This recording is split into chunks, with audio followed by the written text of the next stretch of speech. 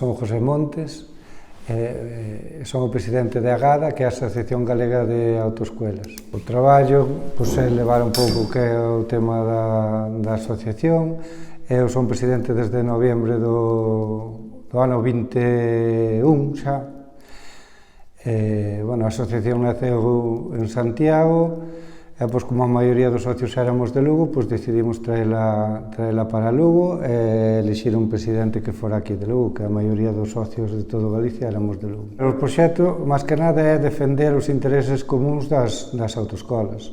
E o día a día, é estar en contacto coas xefaturas provinciales de tráfico para comunicarlles aos asociados os cambios que hai. Mesmo agora acabase de instaurar como exemplo che podría dicir, o examen práctico por medio dunha tablet, que xa vai, digamos, online directamente á Dirección Xeral de Tráfico, a DXT. No ano pasado, a DXT sacou como un anticipo de algunhas señales que van cambiar, non?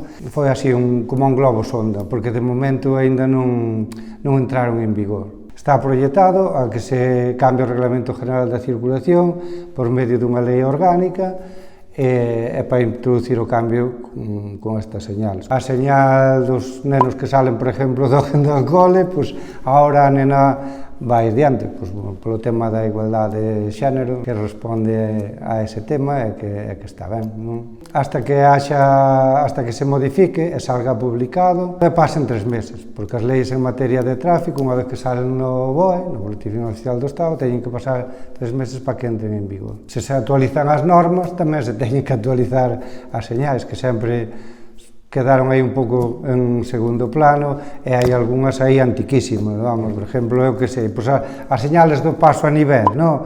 Os señales do paso a nivel, a de paso a nivel con barreras, ten unha cancilla, cando antiguamente, recordo eu que era neno, non? Que estaba como guardia ali para abrir e cerrar as cancillas ali no paso a nivel, que lle comunicaban por teléfono, eso, lógicamente, hoxe en día xa non ten moito sentido. A do animales domésticos, que sempre estuvo a do ciervo, agora vai a do xabarín, que aquí en Galicia sabemos algo do xabarín, que os hai aí por todos lados nestes momentos, non? A dos patinetes tamén, vale, tamén é outro tema de actualidade. Cada vez, hai máis carril bici, que, a ver, a mí me parece ben.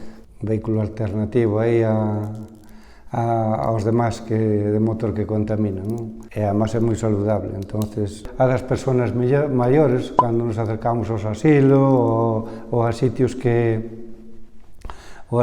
hai persoas maiores, residencias de maiores, etc., tamén sacaron agora unha sinal, indicando aos condutores que teñan pouco máis de precaución neste caso, non?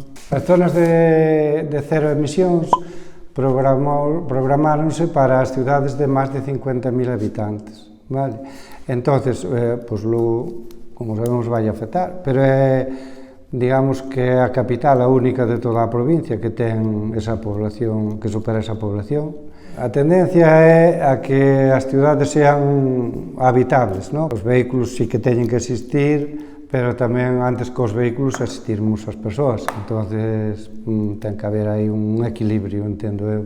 Logo, provincia, basicamente, as que máis van a afectar son as dos animales estas en libertad, vale? A do xabarí, que vamos a ver por todos os sitios, e por moito que a vexamos, non é suficiente, non? No noso caso, eu vexo interesante. En Lugo chegaron as rotondas xa máis tarde que noutros lados. A problemática que ten o utilizar o circular ben pola rotonda en Lugo veu ser acrecentada un pouco por eso. Eu creo que é sinxelo, o que pasa que a veces a xente non o interpreta ben todo eso. Circular se é fora de poblado é pola dereita, vale. Dentro de poblado poderías circular indistintamente, o que nunca podes facer é salir do carril de dentro para fora directamente, que iso é como se vas na autovía polo carril de izquierda, colles un carril de deceleración para abandonalo. É o mesmo, porque a rotonda é redonda, pero se collemos unha tiseira e a cortamos e a estiramos, é unha vía con 2 carriles e que as salidas pola dereita, polo mesmo sentido.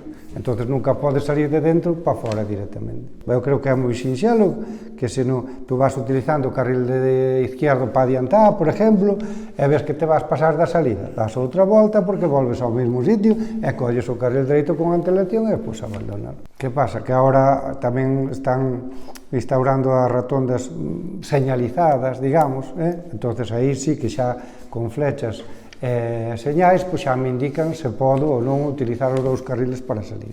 Pero se non, non se pode. Estaría ben, que estaría ben e evitaría algúns problemas.